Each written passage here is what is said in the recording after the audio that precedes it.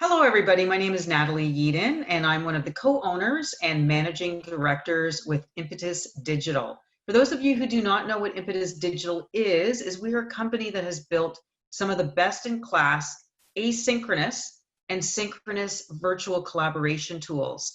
And we work with a myriad of companies in the life sciences space, pharmaceutical, medical device, biotech companies, to help with their advisory boards, steering committees, investigator groups, educational programs. And unfortunately, since COVID-19, have really been helping a lot of these companies with brand planning rollouts and sales and MSL training sessions, really basically virtualizing a lot of people's in-person traditional meetings. But more importantly than that, Impetus really believes that everything starts with a thought. We believe that the courageous conversations that we have in our platform and in conversations like we do in our YouTube channel and podcast with people like Yianni and others are the kinds of conversations that are going to help to positively disrupt healthcare. So with all of that, we're so happy to have some of these innovative thinkers and super excited to have Yianni Serpanos with us today from Australia. So Yianni is actually a very passionate and motivated digital health innovator. He's got a lot of different things in a lot of different places that we're going to jump into today. And he's really ultimately trying to make a difference in the world by helping us to modernize and transform healthcare with the health tech and the cultural innovation that's surrounding us. And certainly since COVID-19, I'm sure it's been a very general accelerant in his mission. So he's also the founder and executive director with HealthTechX, where he's building and leading a co-created and a co-designed digital health innovation, education, and startup community. And they have a vision about really integrating a world with digital health and empowering people in that capacity.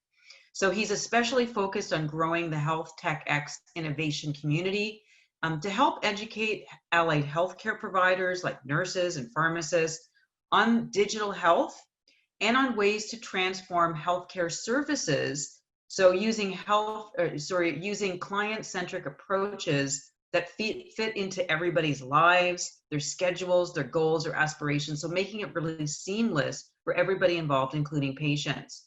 And so for the last 10 years, he's also been growing an allied healthcare patient and practice management software, which he calls coreplus.com.au.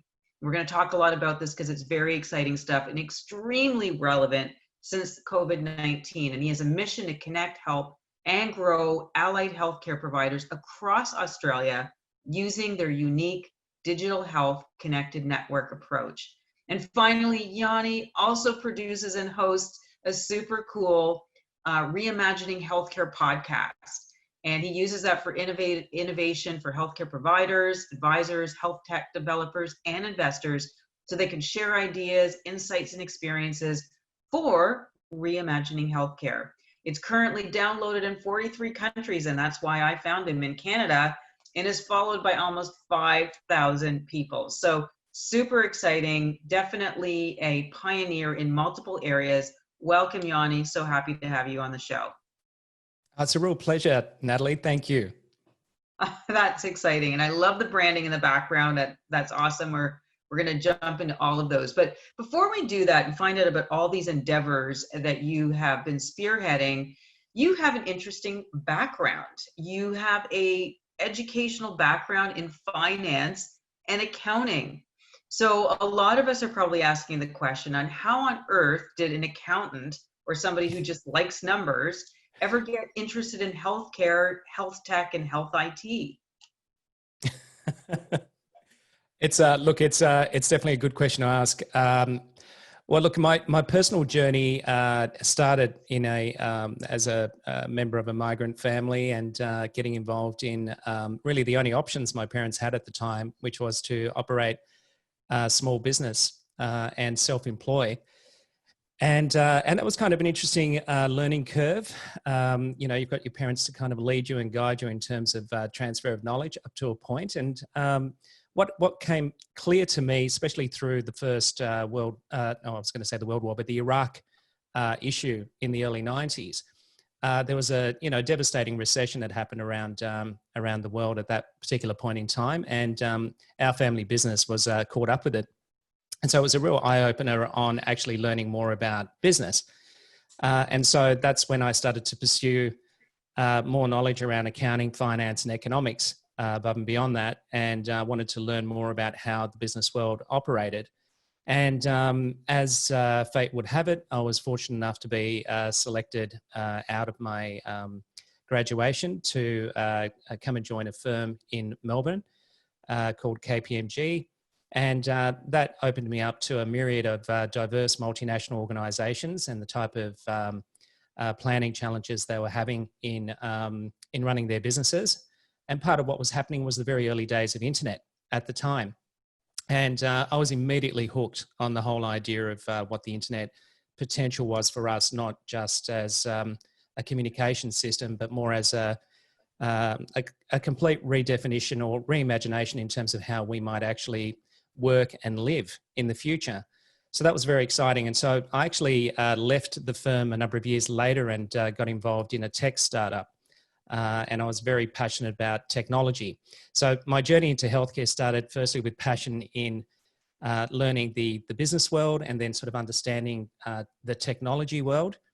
And at one point in time, I ended up experiencing some mysterious healthcare issues that the established medical system at the time really wasn't equipped or perhaps able to address. And that took me on a deeper journey to try and uncover what was going on with me. And I started encountering service providers around the mental, the physical, the nutritional health and wellness areas. And whilst I personally found a pathway out towards getting back to health, I realized that the system of healthcare was just really clunky, and it didn't talk to each other. It didn't cooperate. It was very bespoke, if I could put it that way, and fragmented. And that really ignited something within me to kind of bring my business and bring my technical backgrounds and passions and really focus on the health sector. And that was sort of the early incarnation of what's now known as HealthTechX. That's kind of how I got into health tech. I really wanted to make a difference with addressing the systemic, what's now called interoperability, but kind to really create a better relationship between different points of care and a more seamless transition for consumers like myself in how we were able to interact with healthcare and also be able to build teams around us towards our own goals. That's really, really interesting. And I love the fact that, obviously you're speaking very much from a functional medicine, which is kind of like the new buzzword, and getting away from the traditional legacy way that we have been administering diagnostics and really coming from a place of sick care as opposed to healthcare. So it's very interesting, your personal journey that's brought you into a space where you're really trying to connect the dots with these allied healthcare providers that we so-called call that in the traditional healthcare space. So 10 years ago, Yianni, you founded Core Plus. Now, what's unique about this is not new technology. You started a telehealth network for these, clients, referrers, payers, advisors, a assortment of different people.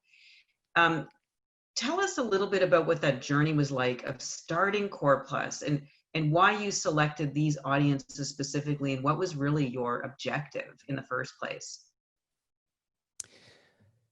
I knew that I wanted to do more in healthcare, and I had some friends and family involved in various disciplines within what we term here the allied healthcare sector. And I was fortunate enough to meet a practicing psychologist who was quite innovative for his day. He was not practicing out of a dedicated location or a clinic. He had chosen to hire space around Melbourne. And that meant that he could actually be closer and more convenient to his clients in terms of providing that service. So he was itinerant, I think it's fair to say. And one of the first problems that he had was carting around a whole bunch of paper files. So he needed a anywhere, anytime healthcare record. And with the emergence of cloud around about that period of time, there was opportunity to architect a anywhere, anytime healthcare record. and support Tony with his endeavors. And he was the archetype customer. He was the first real world persona. And he guided the productization initially beyond the anywhere, anytime healthcare record. And then we started to realize that he also had other needs that related to the way that he administrated the relationship with his clients, and also the relationship he had with various departments and payers here in Australia.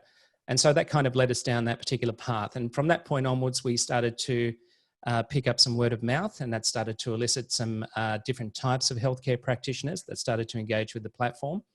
But our longer term vision was always inspired by, the business analysis at the time really showed that there weren't any fit for purpose systems that had been built in the cloud or sort of, architected in the cloud to be able to promote itinerant healthcare, to be able to deal with telehealth kind of services in time. And having in mind that there was a ton of money, and there continues to be to this day, but there was a ton of money, time and effort already invested in general practice, in hospitals, in pathology, in kind of the established pillars of medical healthcare, but there didn't seem to be a lot happening in the mental health fields, the physical therapies, and the nutritional health and wellness side. So, there were a variety of reasons that just converged together where it just, there was a problem to solve. It just made so much business sense. It was a wide open market opportunity. There was nobody really playing in that space. So there were just all these boxes that got ticked as to why it made sense to actually design for Tony and move into the allied health sector. So if somebody is a nurse, for example, and they come across Core Plus, what are they going to be getting from participating? Tell us a little bit about what the platform is. How do people get involved? What is the user experience?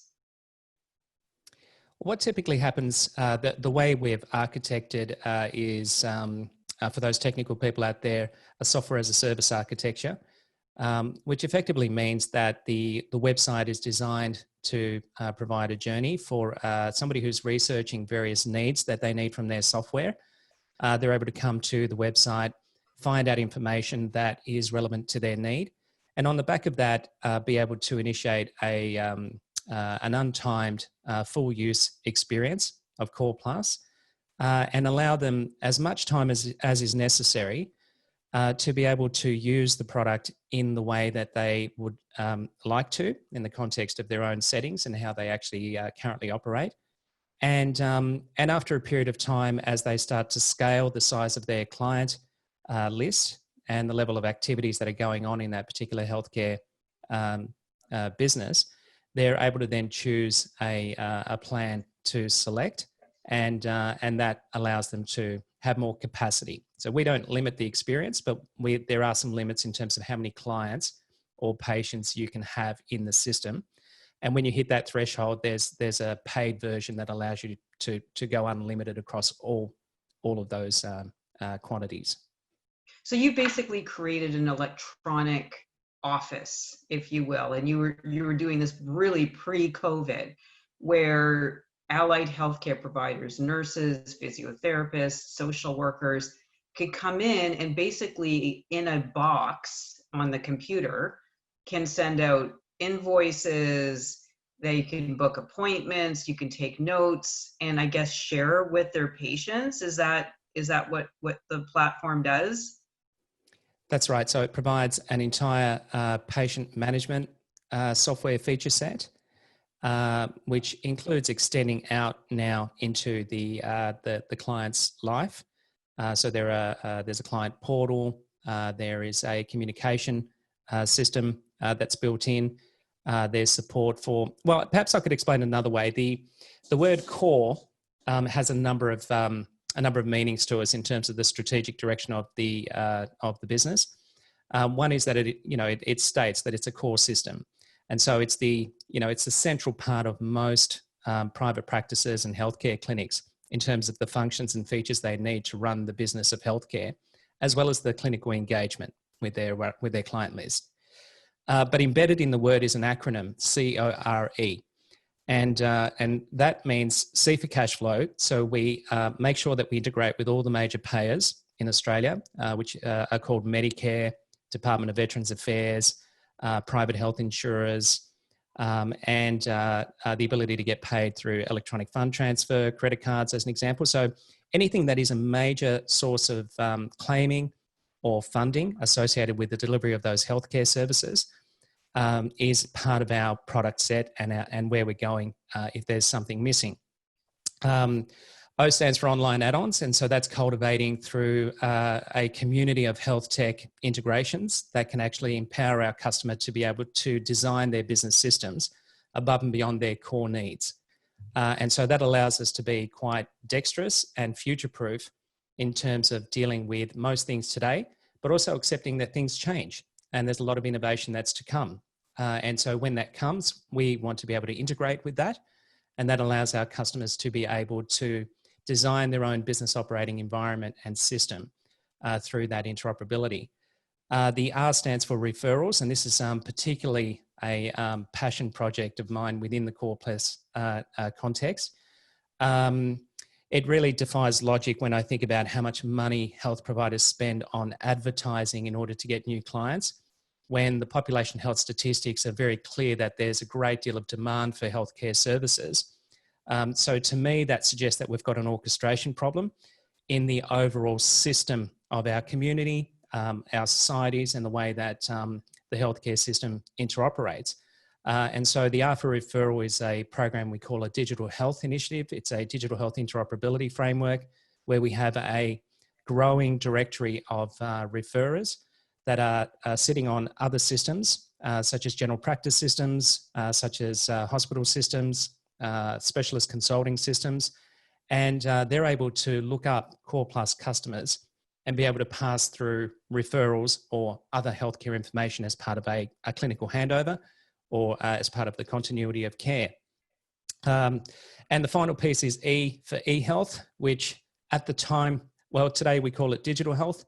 It's associated with some of the compliance areas that products that are designed for healthcare providers must meet, such as privacy, security, the meaningful use of the exchange of healthcare information, and some of those extensions in terms of digital health therapeutics and the like, which I'm sure we'll talk about a little bit later in this discussion.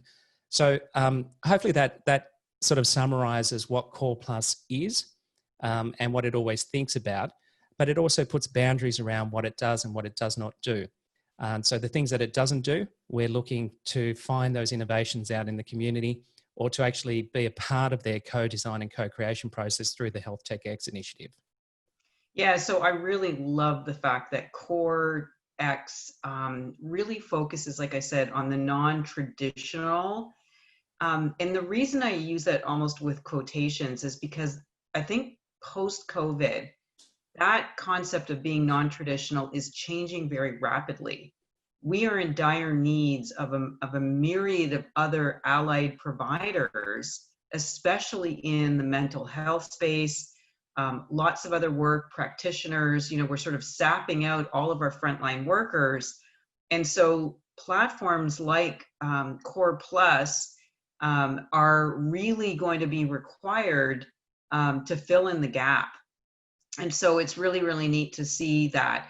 So I wanted just to spend a couple of minutes on some of the things, especially around, at least in Canada and in the US and many probably other European countries, there's a smorgasbord of electronic health records, medical records, and there's all kinds of conflicts in terms of how data is displayed and read.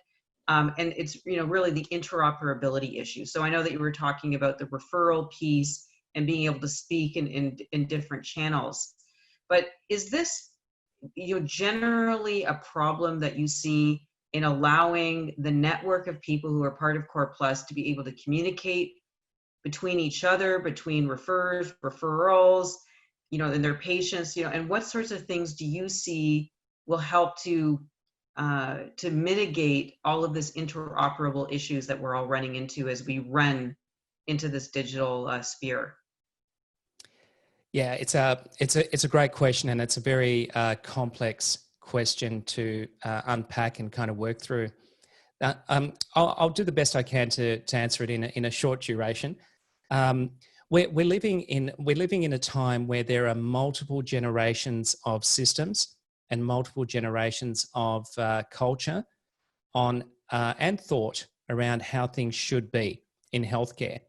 There's quite a lot of diverse facets to healthcare, and when we think about interoperability, the prevailing energy is coming from the legacy. And the legacy is saying, we've invested all this time and effort in designing standards, and therefore those standards should be the foundation for agreeing what interoperability should be going forward. And that's not an unreasonable perspective. But what it does is it basically restricts and limits the ability to kind of take a blank sheet approach and kind of really start fresh, because I don't think the standards that we have today have been successful in permeating across the entire healthcare system. They are isolated, if you will. There's a subset of healthcare that is very standardized. And that makes a lot of sense through the lens of perhaps a payer, a corporate payer, Medicare, some key population health statistics. When you think about things like the SNOMED CT definitions, as an example, other ontological frameworks, these things really matter to actually get a consensus across an industry on how to actually interoperate. But then we have, so this is sort of the structured side of healthcare, but then we have the other side, which is completely unstructured. There's no standard. There's just people who are navigating their way through their own healthcare issues. And sometimes they interact with the structured, standardized parts of healthcare. And other times they're interacting with the unstructured, non-standardized parts of healthcare. So interoperability, I think, needs to find a balance between putting the user of the healthcare system at the center of the design mindset, and actually thinking about what interoperability means for them. How are they going to experience the healthcare service? How are they going to experience the healthcare system? And what do they need in terms of the information and healthcare communication that needs to come out of it, in combination with what the vendor community needs, what the supply chains need, what the payers need, what the government needs. It's just a very complex equation. But for me, the word interoperability has somewhat been hijacked by technical people. And unfortunately, they do spend a lot more time focusing on what I call interconnectivity, as opposed to really thinking about interoperability in its true sense, which is how do we as humans interoperate across the healthcare system? And let's let the technology then solve how to deliver that, rather than try and drive our behavior around what the technology says we should do based on a legacy model.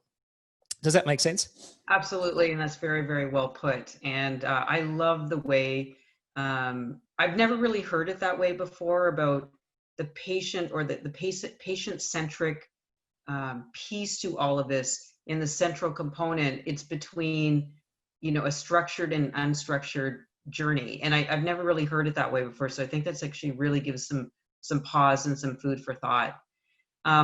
When we were talking about Core Plus, you mentioned that C stands for cost. And I'm really just curious from your perspective, pre versus during, post-COVID, whatever you want to call as the new normal. Cost and reimbursement, market access, and access to care, access to people, access to health has always been a bit of an issue.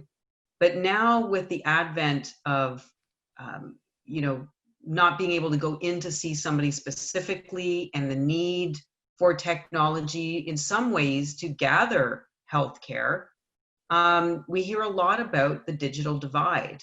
Have you seen an increase, a decrease, or has it remained the same cost and reimbursement issues that your organization has been trying to solve or help to be a mediator for? Has any of that changed over time? In Australia, it has. And so I can talk to that with some level of confidence. Traditionally, we've had Medicare and the private health insurers, and they have been more driven around, the term used is lowering the cost of healthcare.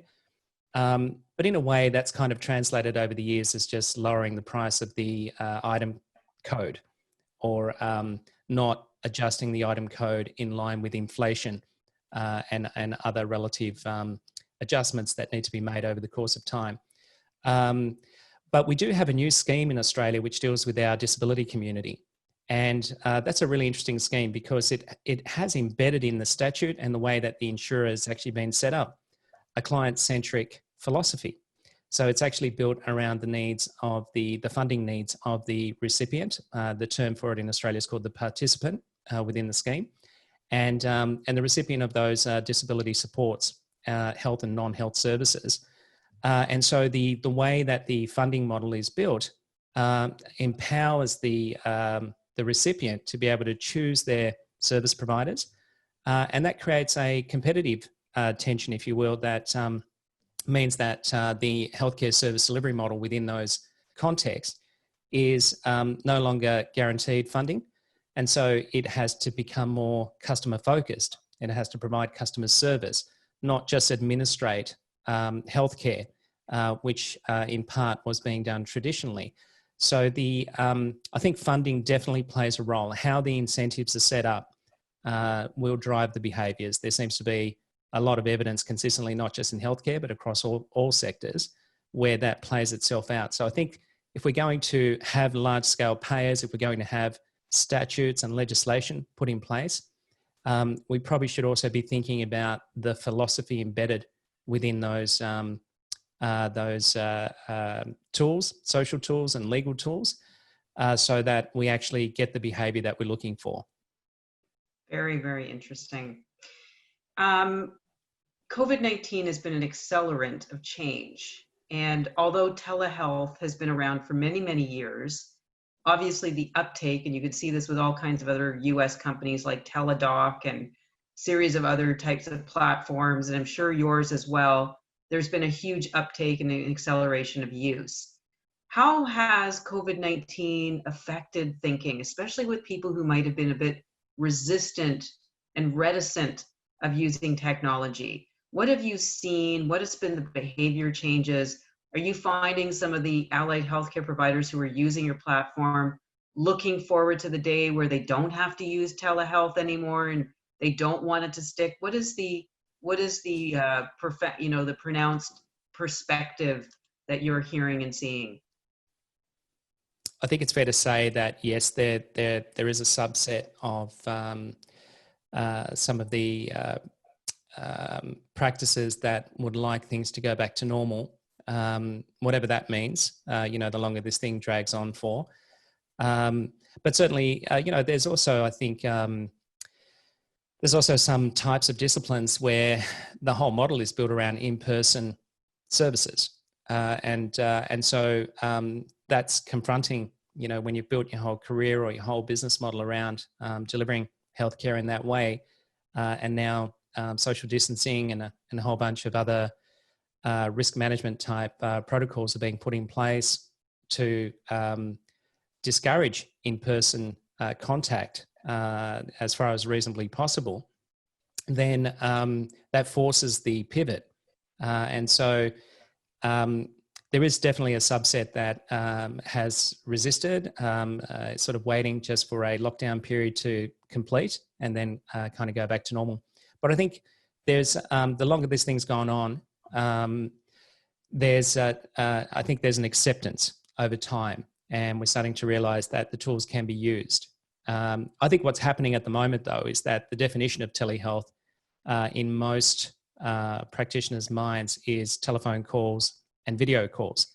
And so there's still a little bit of a journey to go to really unpack the true value and benefit of telehealth thinking and digital health therapeutics and digital health interventions that are coming, the really exciting stuff on how we can actually amalgamate the healthcare model, both in person and online, to actually redefine the experience from end to end across the life cycle of an individual, of a human.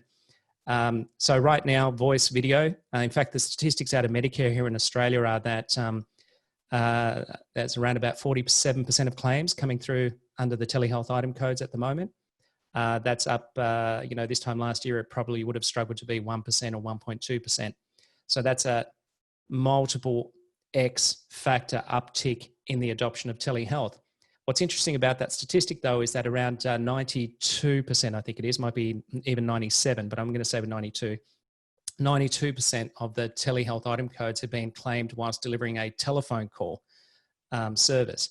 Now, those statistics are very heavily biased towards the general practice model that's coming out of the Medicare statistics in particular. What we're seeing at a meta level across the Core Plus platform is that video is mainly preferred, and messaging in terms of SMS and chat is the second largest adoption rate. But video is definitely dominant in the allied health sector.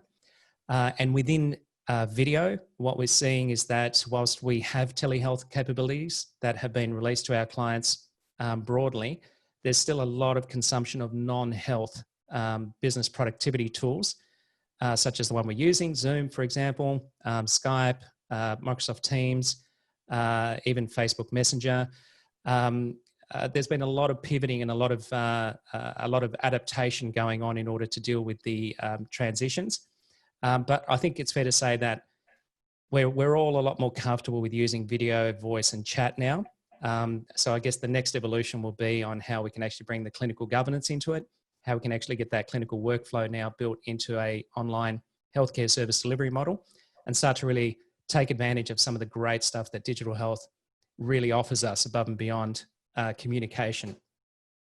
So what are some of those regulatory and legislative changes that you think are really going to help move the needle, if you will, on that vision? What sorts of things do you see, or would you love to see or advocate for in Australia, which certainly, other countries could also learn for or aspire for, or use as a learning opportunity? So what would be some of those items?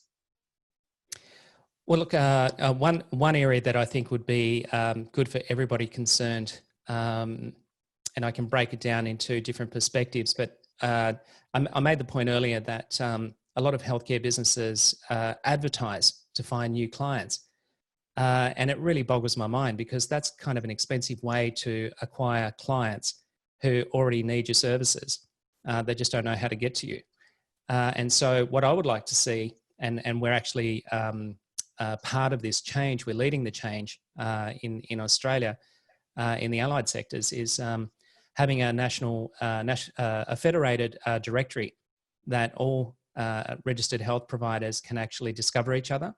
So each health provider can publish to the directory, and other health providers can search and find the type of health provider they want to on-refer to, so that we have a trusted, quality set of data around each of the practitioners that are offering healthcare services. We've actually developed this is a co-designed solution in cooperation with the Australian Digital Healthcare Agency here in Australia, that has established what the first part of that kind of broader vision. It's called a service registration assistant, and it's designed to have the allied healthcare practitioner on Core Plus's platform be able to use their government credentials to create a profile for themselves.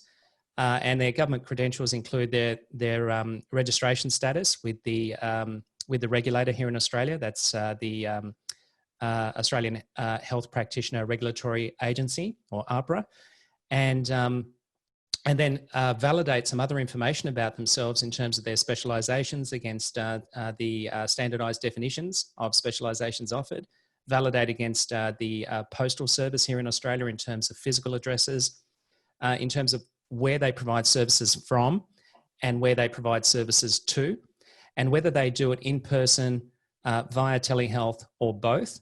And then that gets published. It's a form of advertising, if you would, to the rest of the digital health network, which means that any health provider then that's sitting with a client, take, for example, a psychologist, and they determine that there may be a need to refer this client onto a nutritional specialist, or perhaps somebody who can assist with their physical independence, then they can actually offer it as kind of a service, an enhancement to the experience of the clinical engagement, to look up the nutritionist or look up the physiotherapist and provide an electronic referral where the demographics and a short history is passed over now to that next point of care.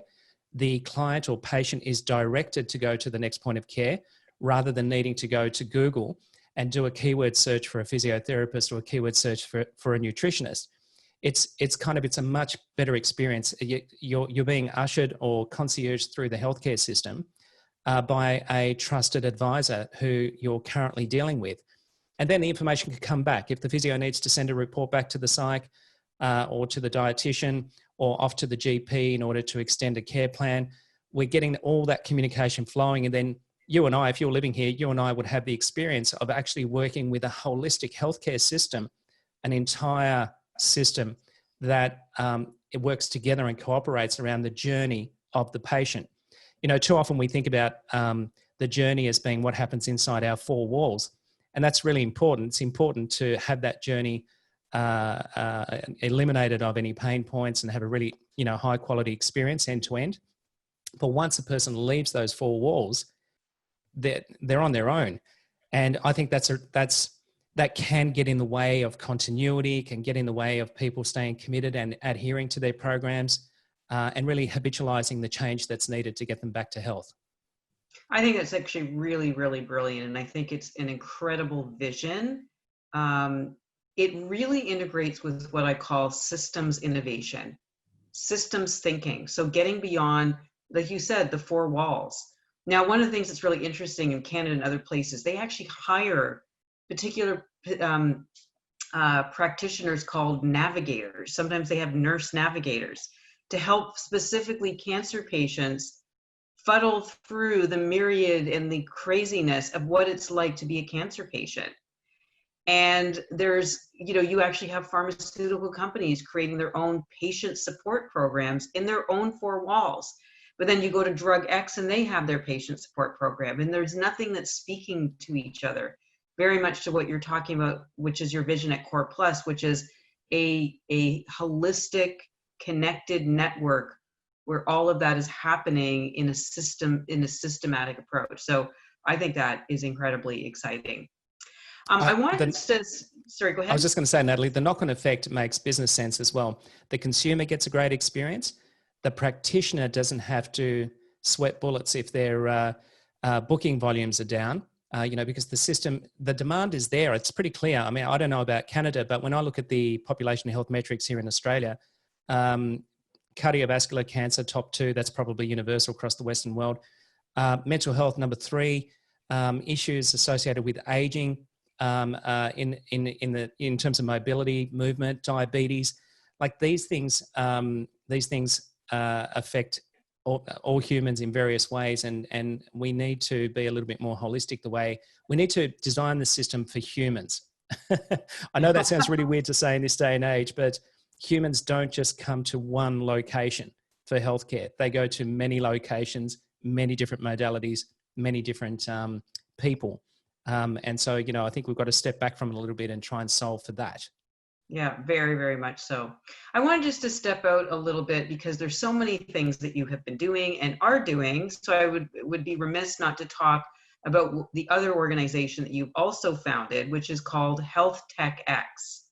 So I guess you started that 2 years ago. And I was just curious, tell us a little bit about what exactly this entity is and what is the dream and why you created this 2 years ago. Well, this has been an undercurrent of everything I've been doing for the last 11 years. After I got past my healthcare issue that I was talking about earlier, I discovered how important it was to be aligned with meaning and purpose. And for me, at the time, everything needed to be aligned around the things that I love doing. And I love helping people. I love startup. I love technology. And I wanted to make an impact on healthcare at a system level. I can't do it as a clinician. I'm not a clinician, but I can certainly bring my commercial acumen, my technical acumen to bear on some of the problems at a system level and add value in that way. So it's all been concentrated into that particular idea of HealthTechX.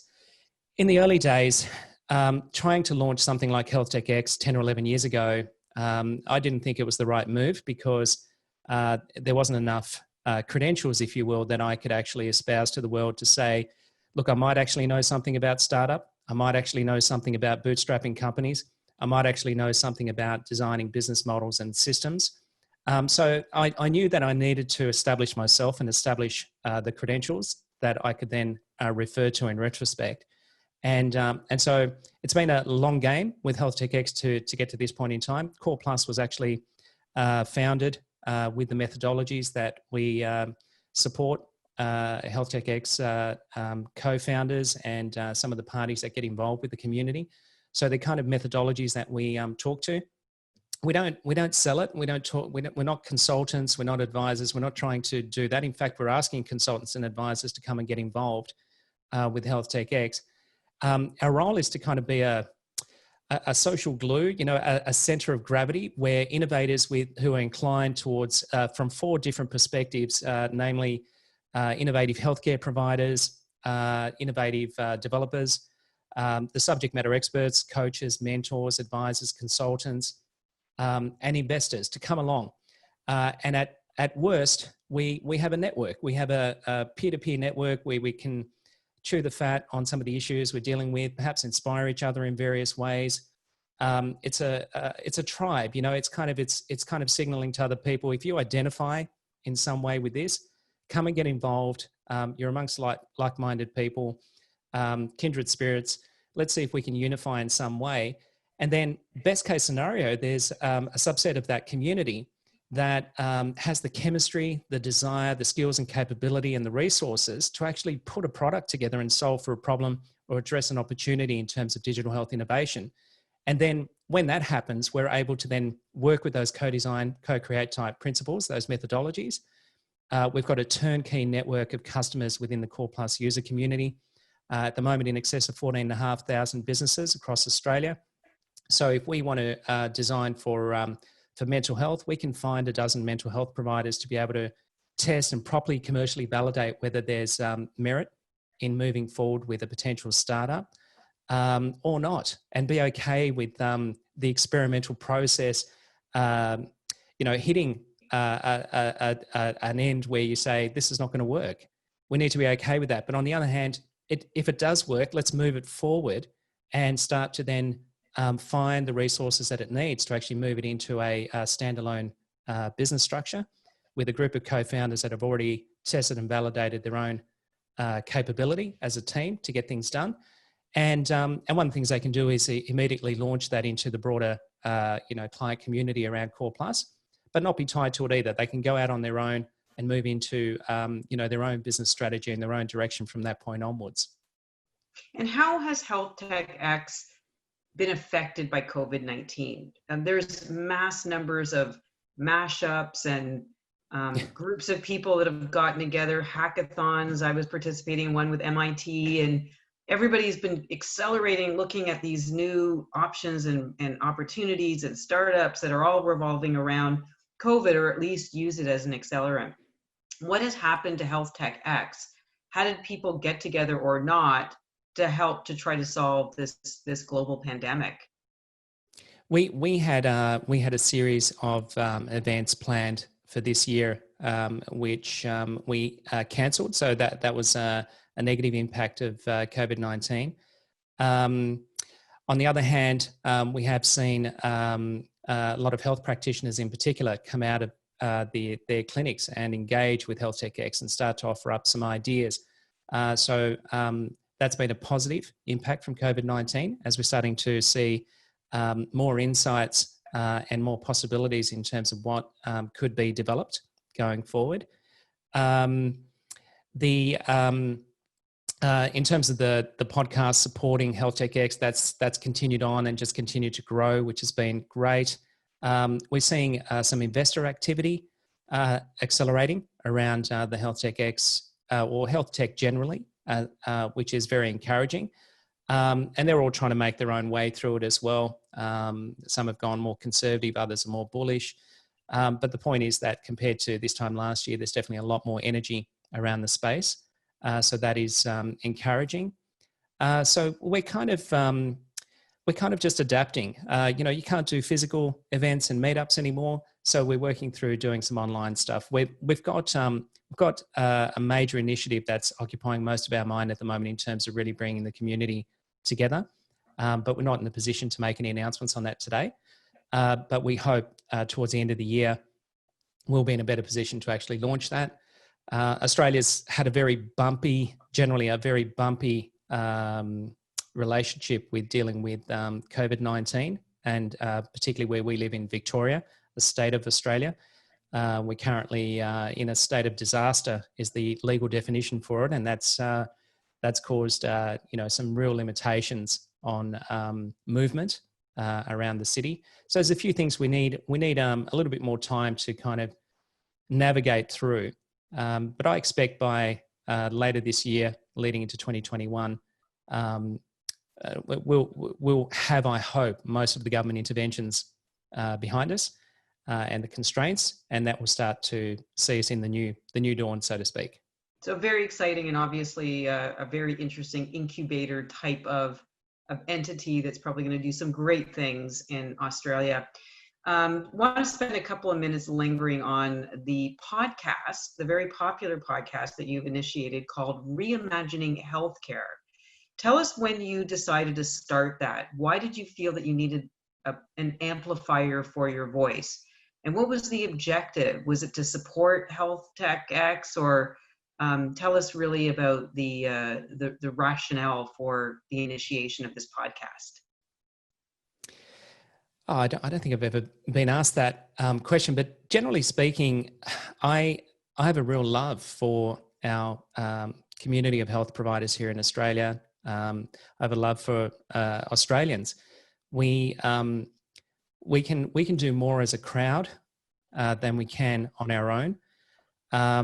So there's a little bit of that to try and really attract a crowd and get people connected in the conversations that we're having, and hopefully inspired in some way towards the idea of reimagining healthcare, because I do think it is a mindset, and if we can't visualize it or talk about it, then we can't move in a direction. We're kind of where we are. Another parallel layer, just as I think about it, was that a number of years ago, I'm very blessed to be, I guess, all in with my life. My whole life is configured around everything that I truly love to spend my time with. And so I was having, and continue to have great conversations with people that I meet within the allied health community, within the developer community, within the investor community. And I'd often walk out of those conversations thinking, gosh, that's so inspirational or so exciting, and I wanted to be able to share it, and you go off to your friends and say, I was just speaking to this person and this is what we're talking about. And it started to just percolate in the back of my mind on how do you capture that? How do you bottle it? And I started to realize at one point in time that I was consuming a number of podcasts myself, and I guess I just joined the dots. It was kind of, they had figured out how to bottle it. It's called a podcast. Or a live stream. And so I thought, well, that's the mode.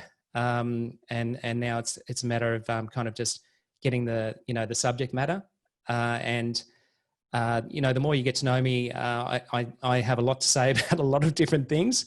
And I really wanted it to be authentic in that respect. I didn't want it to be scripted or curtailed through sponsorship or constrained, for political correctness or whatever the case is. And so I just wanted to go with a long form content that covered broadly the health provider's perspective, the developer's perspective, the investor's perspective, and the advisor's perspective. And so that's what led to the formation of it. I love it, and I certainly think and believe that you're truly one of the pioneers in the tech and healthcare podcast space. So very exciting, and really interested to see about new guest speakers and other things that you're going to be involved in that as well. I wanted us to spend a couple of minutes on probably a topic that is very relevant for today, and obviously in the myriad of the businesses and ventures that you are spearheading, and that is ultimately everything is very patient-centric. And part of this is in the advent of technological advances, we are talking about data here. Clinical trial data, data in general, healthcare data.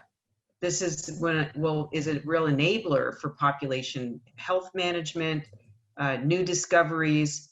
But underneath all of this is this incredible fear and a huge amount of regulation and concern. What do you have to say, and the entrepreneurs and investors and innovators that you work with, what do you say about this challenge? And where do you think we need to go from here on this conversation?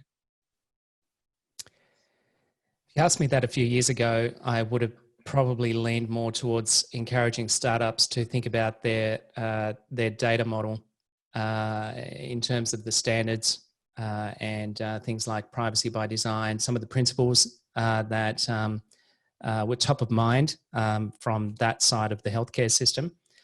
And whilst I still think that's a really important consideration, I now lean more towards following the customer. And so just being mindful who you're designing for and having a really crystal clear view as to who that person is, or that representative persona, and stay really close to them because they are informing you on how they're stitching together the way they were doing things yesterday with the way they want to do things today.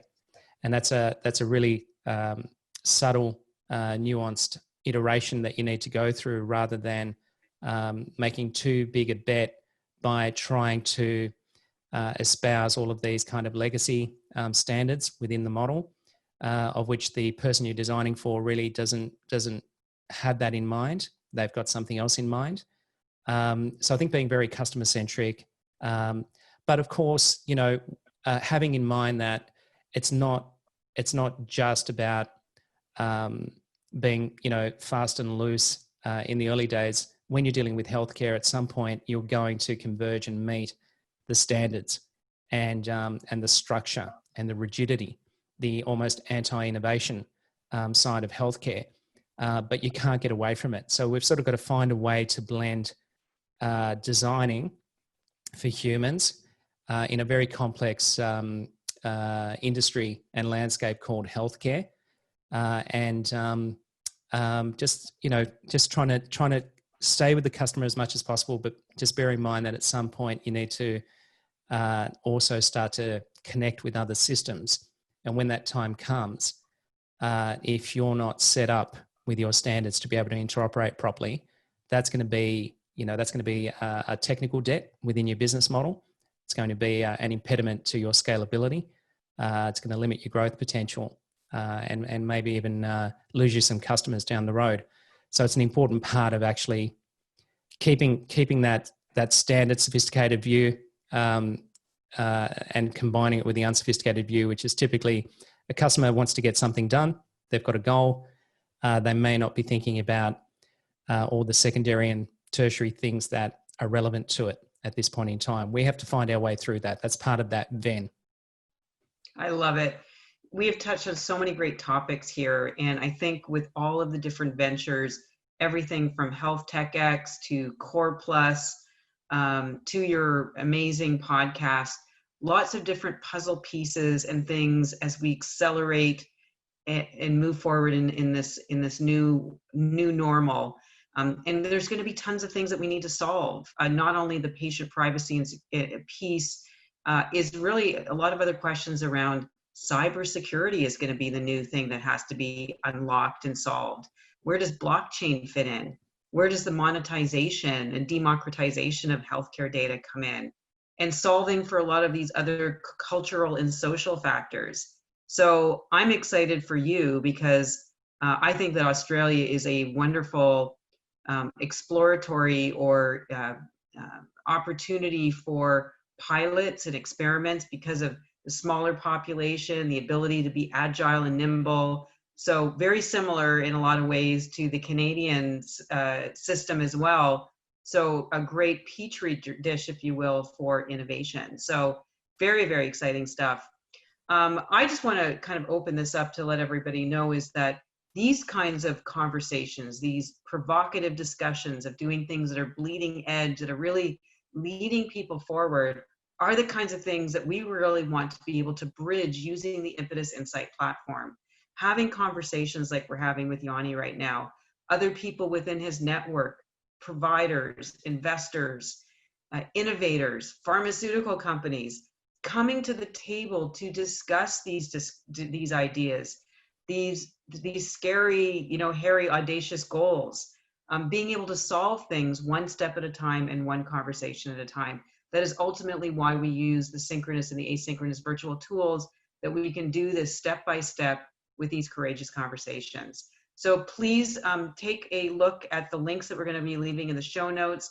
If you want to get a hold of Yianni Serpanos with any of his ventures, with the network that he's created with Core Plus, if you want to hear his podcast, we'll be leaving links for those. And please get in touch with us if you'd like to learn more about the Impetus Insight platform. Thank you, Yianni, for a wonderful, very enjoyable discussion. And thank you all for coming to listen today as well. Thank you, Natalie. Much appreciated. Had a lot of fun.